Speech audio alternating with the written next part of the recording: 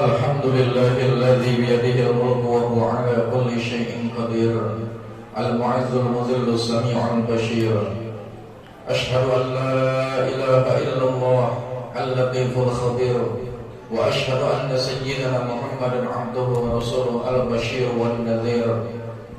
Allahumma salli wa sallim wa karrim wa barik ala sayyidina wa maulana Muhammadin عبدك ورسولك النبي الأمي وعلى آله وأصحابه ومن تبعه بإحسان إلى يوم المصير أما بعد فيا عباد الله أوصيكم وإياي بتقوى الله فقد فاز المتقون قال الله تعالى في القرآن الكريم أعوذ بالله من الشيطان الرجيم بسم الله الرحمن الرحيم يا أيها الذين آمنوا اتقوا الله ولتنظر نفس ما قدمت لغد واتقوا الله إن الله خبير بما تعملون صدق الله العظيم.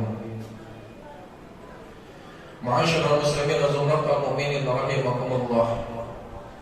Kita sudah sama-sama menyadari bahwa tujuan Allah menciptakan kita sebagai manusia, tujuannya adalah tak lain dan tak bukan semata-mata untuk menyembah Allah, semata-mata untuk beribadah kepada Allah. Wa ma khalaqul jinna wal insa illa liya'budun. Kemudian kesadaran ini kita pertegas dengan ikrar yang senantiasa kita baca ketika kita melaksanakan sholat. Allahu Akbar kabira. Allah Maha besar, Maha sempurna kebesarannya. Walhamdulillahi katsira. Segala pujian bagi Allah, pujian yang sebanyak-banyaknya. Wa subhanallahi bukratan wa asila. Maha suci Allah sepanjang pagi dan petang. Inni wajjahtu wajhiya lilladzi fataras samawati wal arda hanifan musliman wa ma ana minal musyrikin. Sungguh telah aku hadapkan wajahku kepada Zat yang telah menciptakan langit dan bumi dengan penuh ketulusan dan penuh kepasrahan, dan saya bukan termasuk orang-orang yang musyrik. Inna sholati, sesungguhnya sholatku, wa nusuki, ibadahku, wa mahyaya, hidupku, wa mamati, dan matiku, lillahi rabbil alamin, hanya untuk Allah Tuhan semesta alam. Ini ikrar yang senantiasa kita baca ketika melaksanakan sholat, yang artinya kita semua sudah menyadari bahwa hidup dan mati kita dan ibadah kita, semua itu kita persembahkan untuk Allah Subhanahu wa ta'ala. Ma'asyiral muslimin wa zumratal mu'minin rahimakumullah. Berkaitan dengan ibadah, ada di antara kita yang rajinnya bukan main dalam beribadah. Ada juga di antara kita yang mungkin ibadahnya masih anggot-anggotan, kadang-kadang rajin, kadang-kadang malas. Ada juga di antara kita yang malasnya bukan main. Bahkan ada di sekeliling kita yang sama sekali tidak mau beribadah kepada Allah Subhanahu wa ta'ala. Rasulullah SAW pernah menyampaikan kepada para sahabat bahwa di akhirat nanti Allah akan berhujjah kepada 4 golongan dengan hujjahnya 4 orang.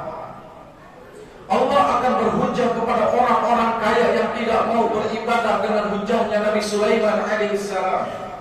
Allah akan berhujjah kepada para hamba sahaya yang tidak mau beribadah dengan hujjahnya Nabi Yusuf alaihissalam. Allah akan berhujjah kepada orang-orang yang sakit yang tidak mau beribadah kepada Allah dengan hujjahnya Nabi Ayub alaihissalam. Dan Allah akan berhujjah kepada orang-orang miskin yang tidak mau beribadah dengan hujjahnya Nabi Isa alaihissalam. Kepada orang-orang kaya yang tidak mau beribadah, Allah akan bertanya, wahai orang kaya, kenapa kalian tidak mau beribadah kepadaku? Orang-orang kaya itu menjawab, sesungguhnya kami sibuk mengurusi harta kami sehingga kami tidak sempat beribadah kepadamu. Kemudian Allah akan berkata kepada orang-orang kaya itu, apakah kalian tidak mengenal siapa Nabi Sulaiman? Nabi Sulaiman adalah manusia yang paling kaya, tetapi ia masih mau beribadah kepada Allah Subhanahu wa ta'ala. Kemudian kepada orang-orang para hamba sahaya yang tidak mau beribadah kepada Allah, Allah bertanya, wahai para hamba sahaya, kenapa kalian tidak mau beribadah kepadaku? menjawab, sesungguhnya kami sibuk melayani tuan-tuan kami sehingga kami tidak sempat beribadah kepadamu. Kemudian Allah bertanya kepada para hamba saya itu, apakah kalian tidak mengenal siapa Nabi Yusuf? Nabi Yusuf adalah seorang budak yang diperbudak oleh Raja Mesir. Tetapi ia masih mau beribadah kepada Allah Subhanahu wa ta'ala. Kemudian kepada orang yang sakit yang tidak mau beribadah, Allah bertanya, wahai orang sakit, kenapa kalian tidak mau beribadah kepadaku? Orang sakit itu menjawab, ya Allah, sesungguhnya kami menderita sakit sehingga kami tidak kuat untuk beribadah kepadamu. Kemudian Allah bertanya kepada orang-orang sakit itu, wahai orang-orang sakit, apakah kalian tidak mengenal siapa Nabi Ayub?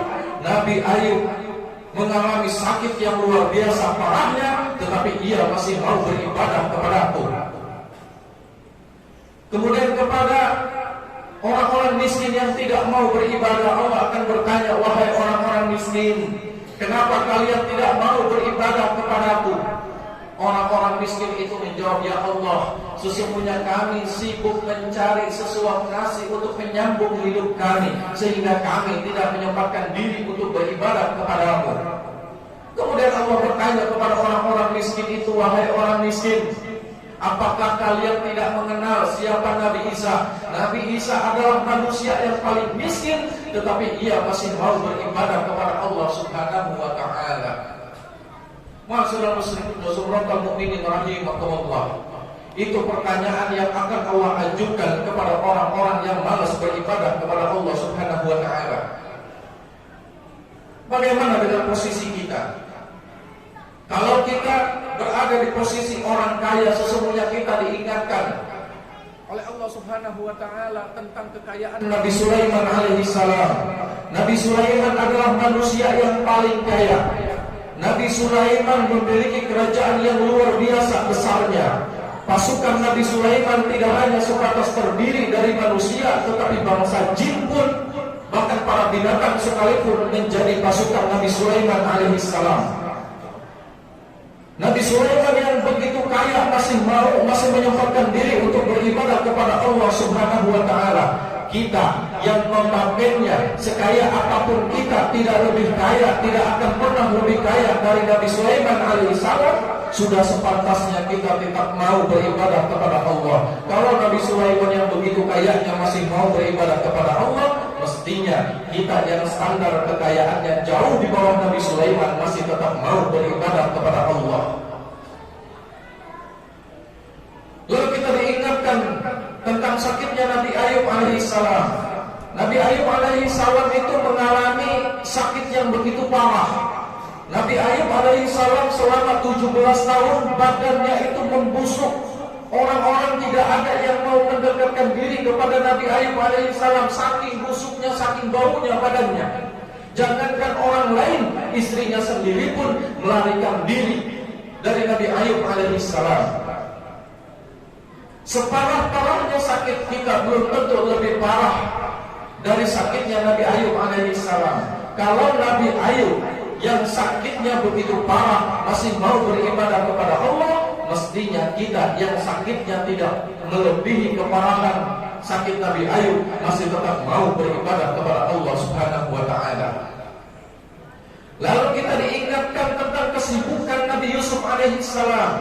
Nabi Yusuf alaihissalam adalah seorang budak yang diperbudak oleh raja-raja Mesir. Setiap hari menyibukkan diri untuk melayani tuan-tuannya. Tetapi ia masih mau beribadah kepada Allah Subhanahu wa ta'ala. Pertanyaannya adalah, bagaimana kesibukan kita, hadirin rahimakumullah? Sekarang hamba sahaya memang sudah tidak ada, tetapi paling tidak kita menyibukkan diri di dalam hal lainnya.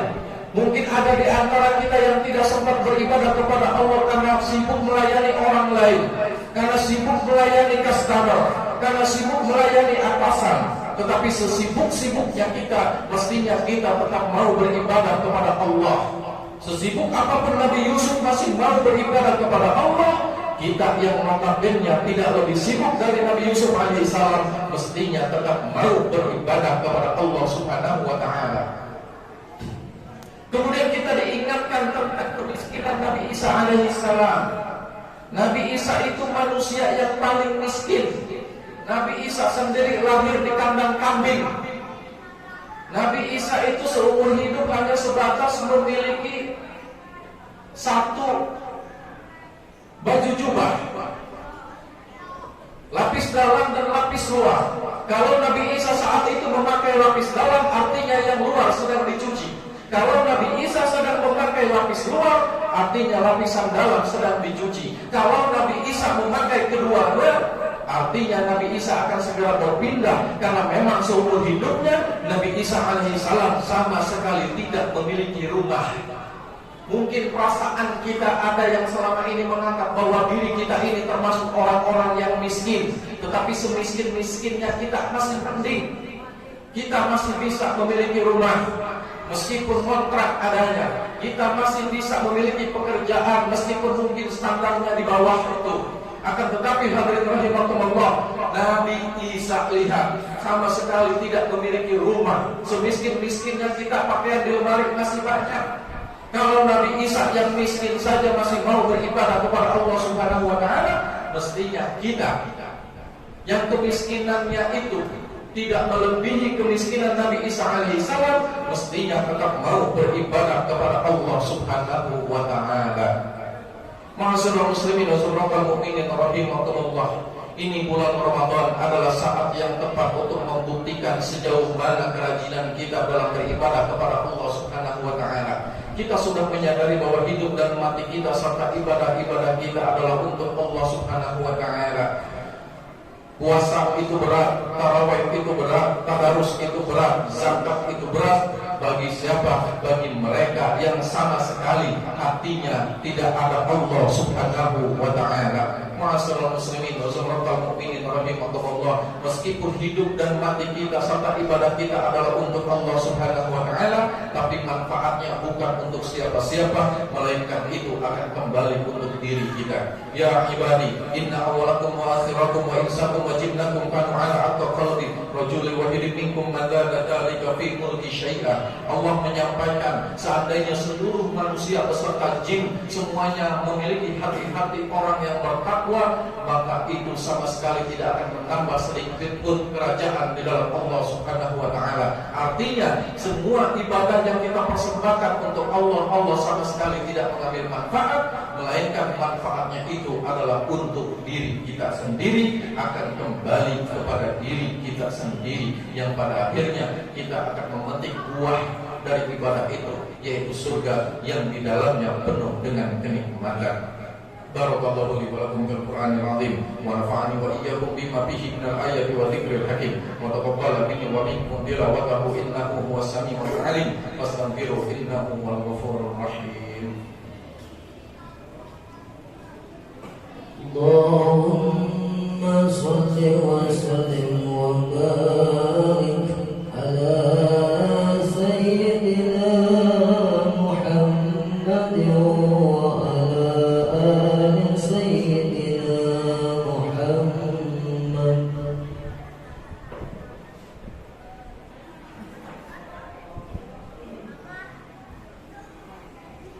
Alhamdulillahilladzi an'ama 'alaina wa hadana 'ala dinil Islam. Asyhadu an la ilaha illallah wa asyhadu anna Muhammadar Rasulullah. Allahumma shalli wa sallim wa karim wa barik 'ala sayyidina wa maulana Muhammadin wa 'ala alihi wa ashabihi ajma'in, amma ba'du. Fa ya ibadallah, ittaqullaha haqqa tuqatih wa la tamutunna illa wa antum muslimun. Allah Ta'ala fil Qur'anil Karim, a'udzu billahi minasyaitonir rajim, bismillahirrahmanirrahim. Innallaha wa malaikatahu yusholluna 'alan nabi ya ayyuhalladzina amanu shallu 'alaihi wa sallimu taslima. Allahumma shalli 'ala sayyidina Muhammad wa 'ala ali sayyidina Muhammad kama shallaita 'ala sayyidina Ibrahim wa 'ala ali sayyidina Ibrahim wa barik 'ala sayyidina Muhammad wa 'ala ali sayyidina Muhammad kama barakta 'ala sayyidina Ibrahim wa 'ala ali sayyidina Ibrahim fil 'alamin innaka Hamidum Majid. Allahumma ighfir lil muslimina wal muslimat wal mu'minina wal mu'minat wal ahya'i minhum wal amwat. Allahumma arham ummat sayyidina Muhammad rahmatan ya rabbal alamin.